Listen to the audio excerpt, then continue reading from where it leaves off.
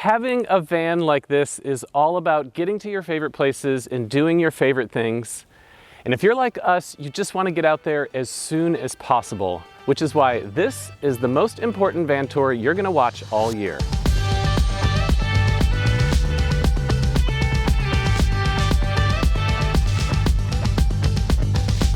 Look, we have been doing this for a long time and we've been through all sorts of custom builds.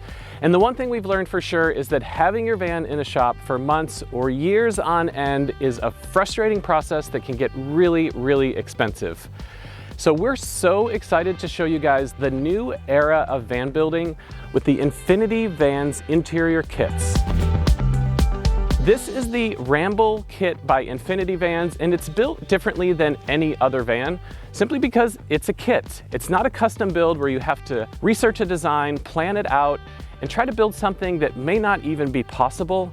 A kit is designed to work together so it's handed off to you and you're able to build with confidence. So let's take a look at what this kit consists of. We have a power box, a water box, and both of those together make up the base for the bed.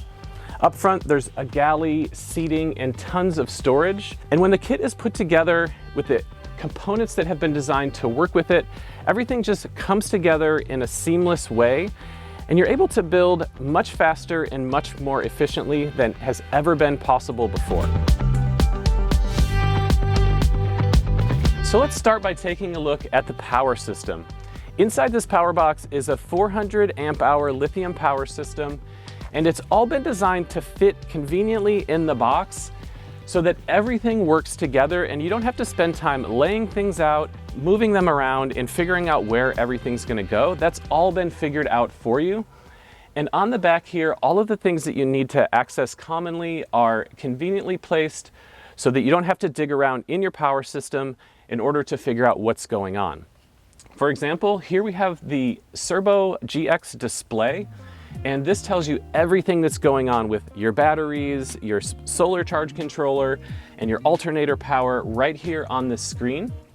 We also have the AC power breakers. In case you pop a breaker, you don't have to dig around and find out where it is. It's located right here.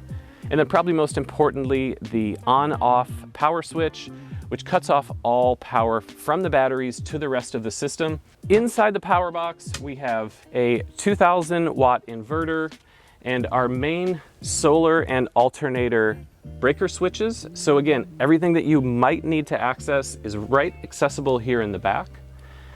Moving forward, there are 400 amp hours of lithium power, a BMS, which manages the batteries and the alternator charge, solar charge controller, and a Lynx distributor, which basically takes all the power from the batteries and distributes it out into 4 different circuits throughout the van.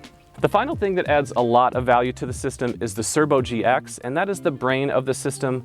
You plug in all of the individual pieces of equipment to it, and it connects to the internet, so folks like us who build these vans can have access to the customer's power system and all the data that it's been logging in case there's a problem and they're on the road. As long as they can get an internet connection, then we're able to troubleshoot with them on the road, and this has saved several customers a trip to a shop because we're able to look at what's going on and give them some pointers how to fix it when there's a problem. This is the main power center for the van, but we have to get wires to each of the individual components to power them up. And in a typical van build, this can be one of the most intimidating parts of the build. Normally, the wires are run through the body of the van, which leaves them exposed to sharp metal edges and can be really difficult to keep them organized, so things get messy. And we find that a lot of people get to this part and really slow down. So this is where one of the features of the Infinity system really shines, which is the wire routing. It's done through the sub panels of the van in routed out channels, so each of the wires is organized, protected, and it helps you understand, even long after you've started the build, where the energy is coming from and where it's going. Another feature is the power hubs. So instead of wiring each individual component and trying to figure out at the beginning everything that's going in the van, you simply run a power wire to each of the hubs, and then it's there waiting for you when you put in your componentry. So for example, we have a little night light here that the client wanted to add, and it was super simple to just pull down the hub panel, access the wires, wire in the light, and put it back up. It only takes a couple minutes, and this is totally different than a typical van build where you might have to think about pulling down an entire panel or fishing wires through difficult spaces to make the same small addition happen.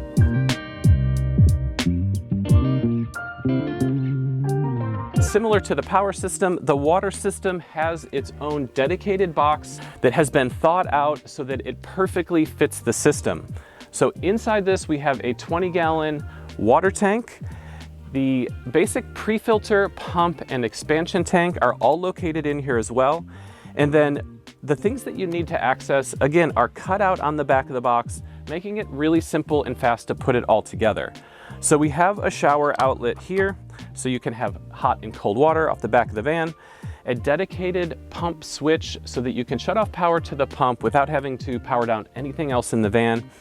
And then this particular system also has a 20-gallon undermounted tank as an auxiliary tank, giving this over 40 gallons of water storage on a 144 van. We actually did a full video on the layout of this water system, so if you want to see how to do dual water tanks, you can just check out that video, the link's in the description, and get a detailed look at how this water system is built. In order to get hot water in this van, we have a undermounted heat transfer tank which holds about 4 gallons of hot water, and that is looped into the engine coolant system via a heat transfer. So anytime the van is running, you have really hot water on board. A cool thing about this is it's also an insulated tank, so even if you stop and you're not driving, you'll have hot water for 12 to 24 hours after you've stopped the van. One of the cool features that was added to this van is a pull-out tray. This is the Lost Highway slide kit. So especially if you have a lot of gear that you want to take with you, or you're going on a long trip, this gives you access to everything that would be stored under the bed, but in a pull-out tray. Super easy to get to and keep everything organized. With the little attachment points here, you can strap things down and make sure everything's secure while you're moving. In addition to the large pull-out tray, if you need to haul even larger things, it's really simple and easy to put away the bed so that you have the entire center of the van for your bike, your kayak, or anything else you might be carrying. This bed goes away in just a minute or so. It's probably the easiest bed that we've ever seen to transform into more of a cargo van. As a matter of fact, let me show you how easy it is.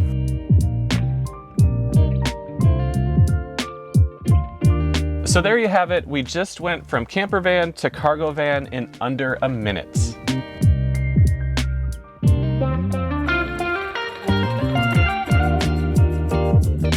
The first thing I noticed stepping inside a Ramble is how spacious it is while still having everything that you need.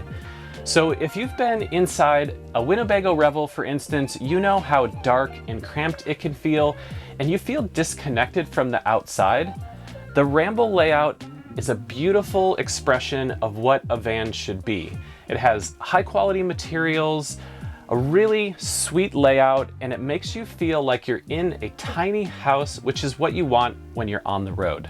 So let's talk about storage. And if you're planning on taking a multi-week trip in a van, this one can definitely handle it in terms of storage capacity. So here we've got 2 large cabinets. These are at the foot of the bed, so this is a great place to store your clothes. When you wake up, you can get organized straight away. Above the water cabinet, we have 2 large storage doors here. Being under the bed, this is where you put more of your long-term storage and stuff that you don't need to get to multiple times a day, but these are really big. Inside the power system here, you don't want to store a lot of miscellaneous things inside your power cabinet because the equipment does need to breathe. So this was designed to hold the bed panels that we took out, and they store safely away here in case you want to have your van set up this way and still be able to travel. You have a place to store the bed system. We have more storage up here, 3 large cabinets.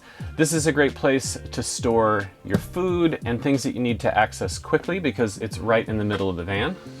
And there's plenty of other storage as well. Definitely more than you would need for a weekend trip. So it's a really cool way to travel, having everything put away. Nothing's rolling around on the van floor, and it feels clean and organized, which is one of the most important things to me when traveling. Vans can tend to get messy if you don't have the appropriate storage. This van definitely does. Moving on to the Galley.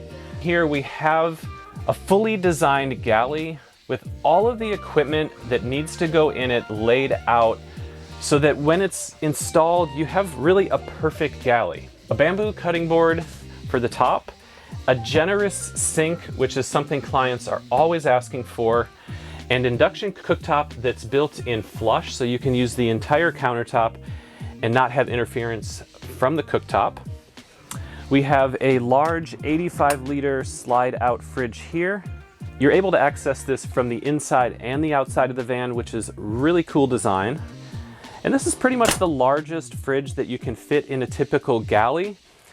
And with the Infinity Kit, you don't have to wonder, what fridge should I get? What cooktop should I get? What sink should I get? All these things can take a lot of time, and you'll end up ordering something that doesn't fit and having to send it back. And that's the thing about getting a kit like this. You only have to do things once, which is really beautiful. If you've never built a van before, you might think that all of this is really simple and you just buy things and put them in. But the reality is it can be a challenge to get all of these things to fit in a small space. So when you purchase a Galley kit like this, you basically get it right the first time, guaranteed. Let's take a look at a little bit more. We have 3 storage drawers here for all of your cooking and kitchen supplies. And then finally, 1 massive drawer. This would be great for your utensils and towels and everything that you need to access quickly. Perfectly laid out in a 42-inch Galley. And another thing I really love about this location is that while you're cooking, you feel really connected to the outdoors. So if you have friends or family that might be at a picnic table outside, or you just have a beautiful view of a mountain, a lake, or an ocean, standing here and prepping your food, it's probably one of the best feelings you'll get in a van. Another couple features to show you on the Galley are the drop-down table, and also probably my favorite feature, which is another shower outlet right here on the bottom of the Galley, so that as you're getting in the van, you can rinse off all of the dirt and debris and not bringing it inside with you, keeping the interior van a lot cleaner than it would be otherwise. And a lot of vans do not have this here, and I think it's one of the coolest features about the Ramble, because for me, keeping the inside of the van clean is one of the top priorities. Right across from the Galley is this 2-person dinette seating, which is really, really comfortable. So you can probably already picture yourself sitting here across from your loved one with a cup of coffee or working on the laptop. There's even a conveniently located plug right under the table.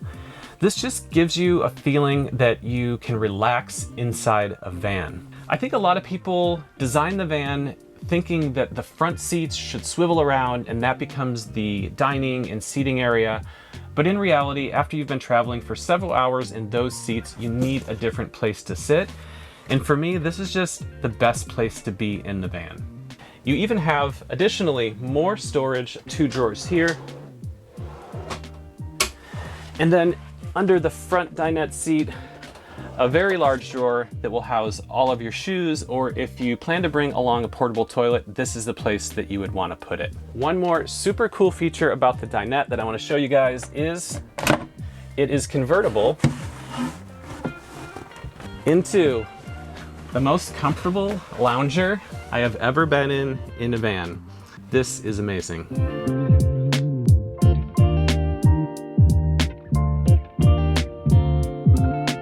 Ventilation is really important inside a small van, so conveniently located right over the Galley is the MaxxAir fan. So if you're cooking inside with the door closed, all of the heat and humidity will immediately go out the fan.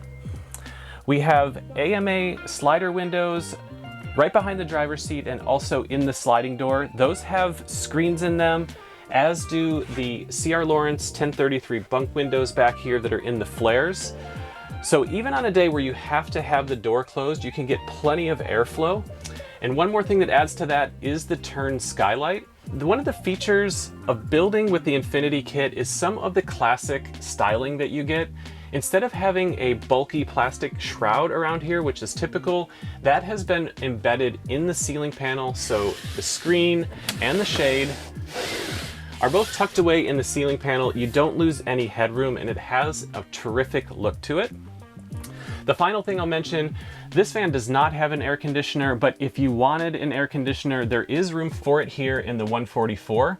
You're taking up most of the room on the roof when you do the fan, the skylight, and the air conditioner, but for those of you who need it, yes, you can integrate it into this build.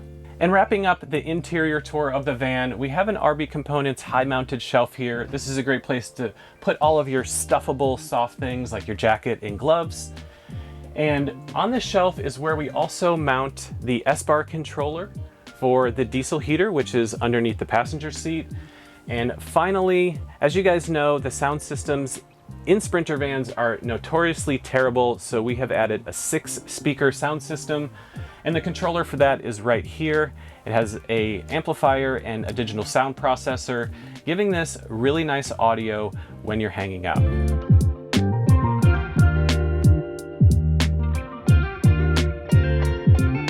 Let's take a look at all the cool features we added to the outside of this Ramble, starting with the CA-tuned bumper and the worn 12,000-pound winch. So the bumper is going to protect you if you bump into something from the front, and the winch will get you out of trouble.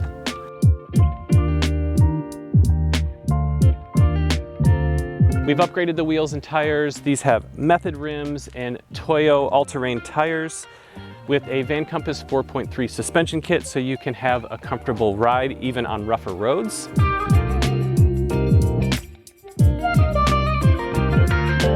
And if you have a 4-wheel drive Sprinter, you're gonna need a step because they're really tall to get into otherwise. On this one, we've used the Rome-built side steps.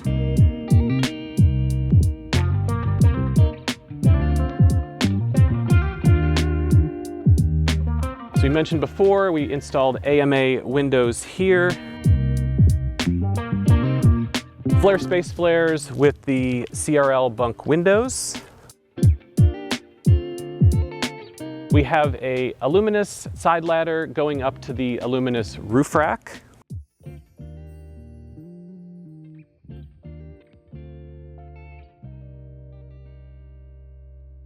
A shore power connection so that you can charge up your battery system by connecting to a shore power outlet. And we've also added on this one a solar power inlet port here. So these folks wanted to have some solar panels that they could set out in the sun, and it's just as simple as opening that and plugging it in, and it charges the batteries directly. Since we've gone with the larger tire, we put on the Alvan's Expedition tire carrier to hold that there. A Sherpa with 2 1-up bike carriers. And something to mention, this van just has the factory trailer hitch, but it really needs a step to get up in the back. So if you guys could leave a comment as to what step that you think we should recommend putting on this van, that would be much appreciated. Mounted to the aluminous roof rack, we have a Fiamma F45 awning, and we put the Baja S2 lights. There's one over the back door and one over the sliding door. So if you're loading things at night and you need some extra light around, simple as flipping a switch on the seat base and you have exterior lighting. We've added a fairing from Colorado Fairing Company on the front of the roof rack. We've got something really exciting coming for you guys. We're gonna do a full van build series where we're gonna install this exact kit and show you guys everything you need to know step by step of how to build it. So stay tuned for that. Thank you for watching this video, and we'll see you again next time.